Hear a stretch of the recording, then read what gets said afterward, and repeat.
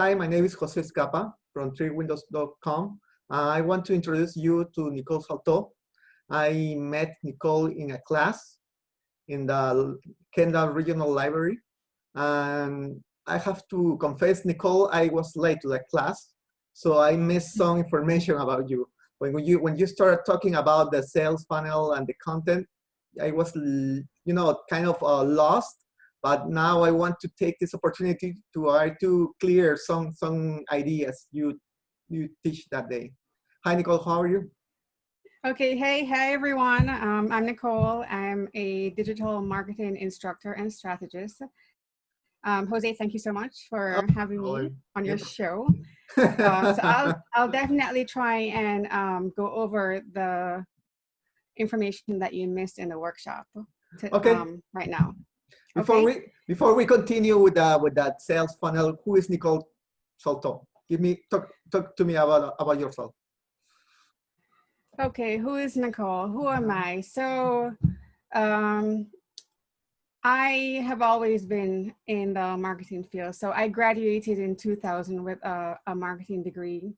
And then I got my first job in a marketing department. And, ever since I've just been the head of marketing departments. And then recently, a couple of years ago, I decided that I didn't want to go back to the office and that I think I would really enjoy teaching and helping small business owners and entrepreneurs to actually learn how to do their own digital marketing. So I was teaching workshops at the You Make Miami co-working space in the library. Sorry. And I am now teaching my own workshops online. Excellent, Nicole. Now, in your own words, what can you say about sales funnel and why business owners use it to get more clients? Okay, so Jose, so let me define what a sales funnel is. It's a path that your website visitors take on the way to buying your product or service, right? This path directs them throughout their journey. So the sales funnel is actually your customer's journey.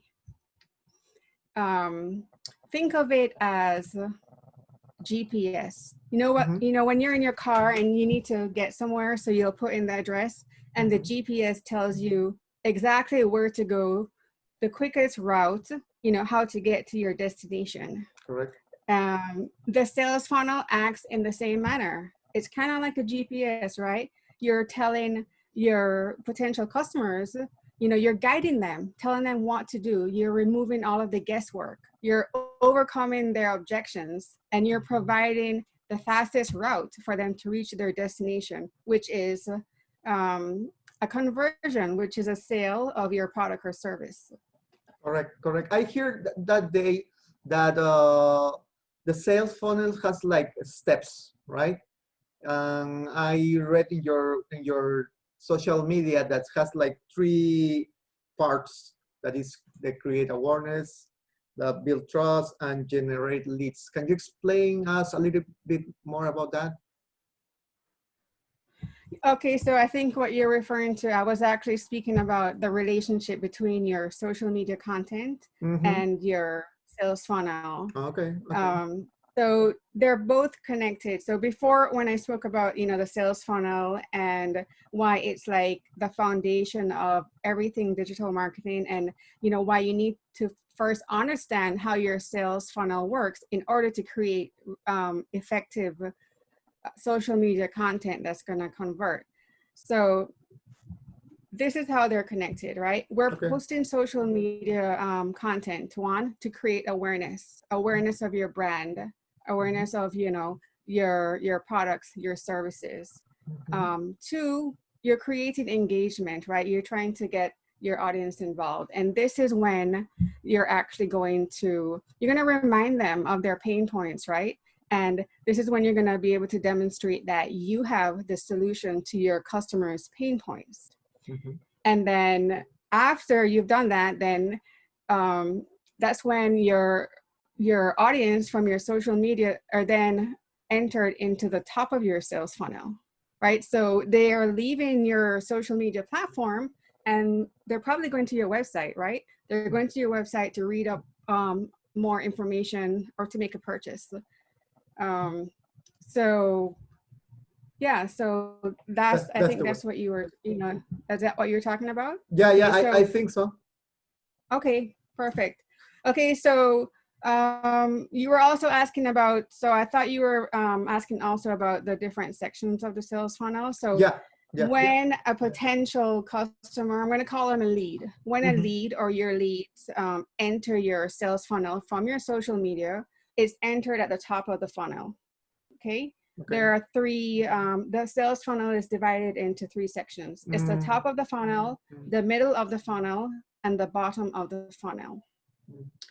The reason why we need a sales funnel, here's an example. For example, Jose, if you are going to build a house, right? You're going to build your dream house, right?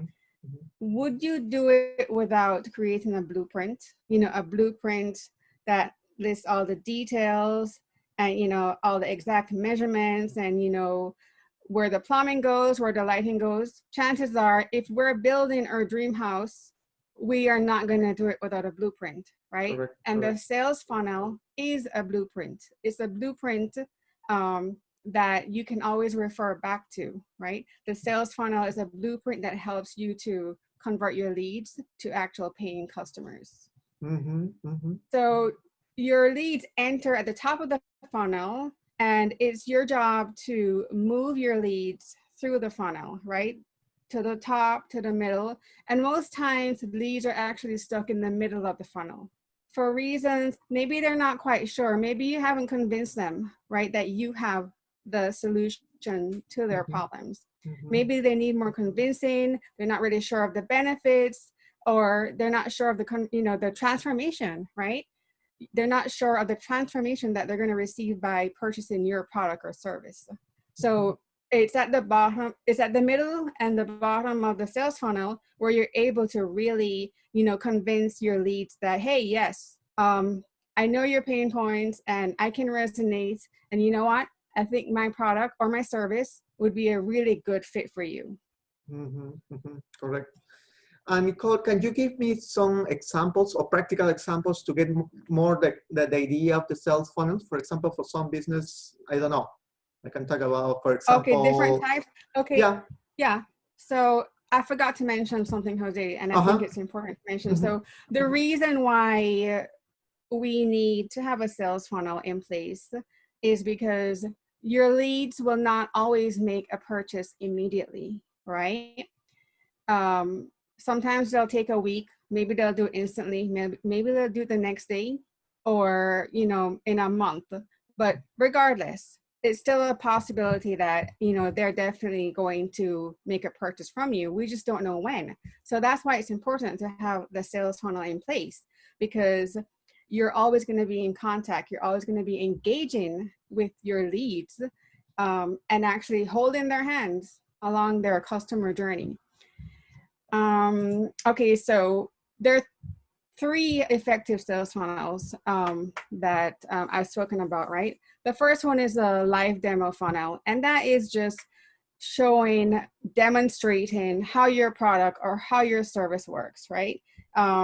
Really going into detail and showing the, what you're going to get, everything that's involved, and showing the transformation at the end. So that's just, it's kind of like, have you seen those kids on YouTube where they're unboxing a new toy, right? Correct. And they're showing you their new toy and they have millions of people watching? Well, that's kind of like a live demo, right? Or for example, maybe you're selling a blender, right? The live demo would be using the blender to make shakes or juices and showing the end result.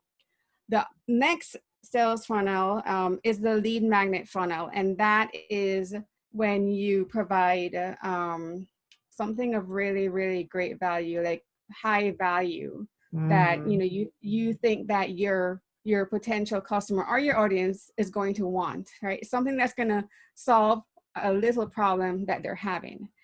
And in exchange of giving them this information, you're going to collect their name and emails and maybe phone numbers. So that's the lead magnet funnel.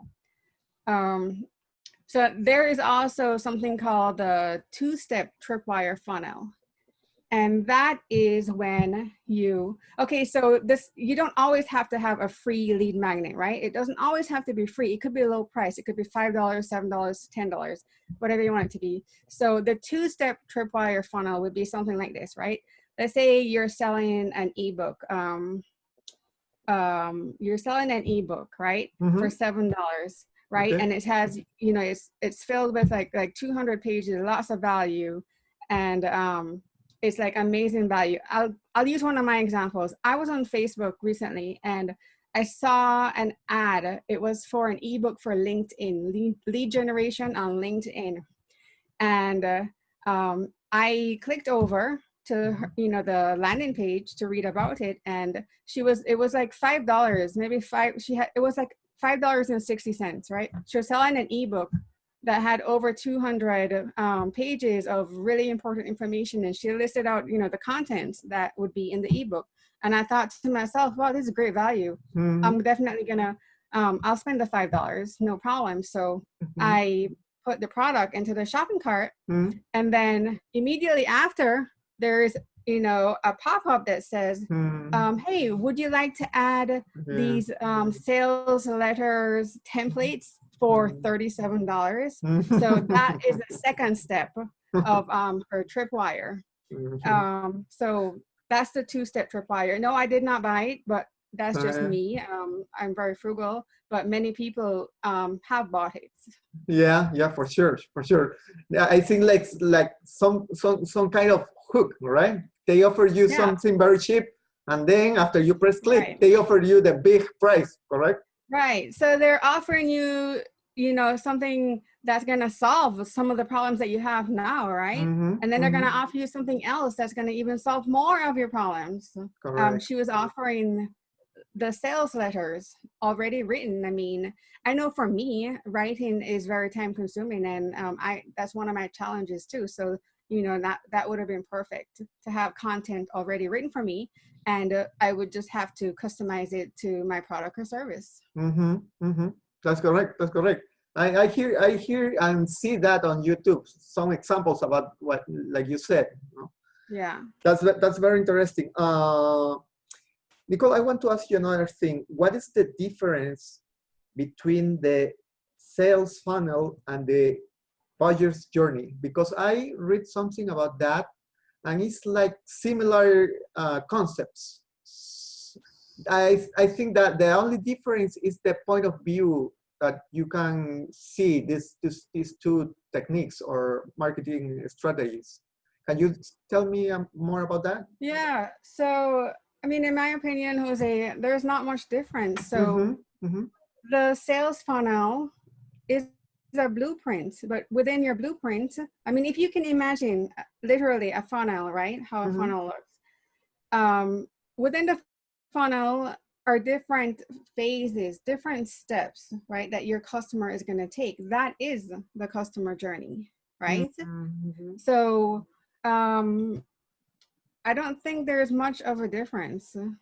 Yeah, because I see that the steps and practically it's always the same.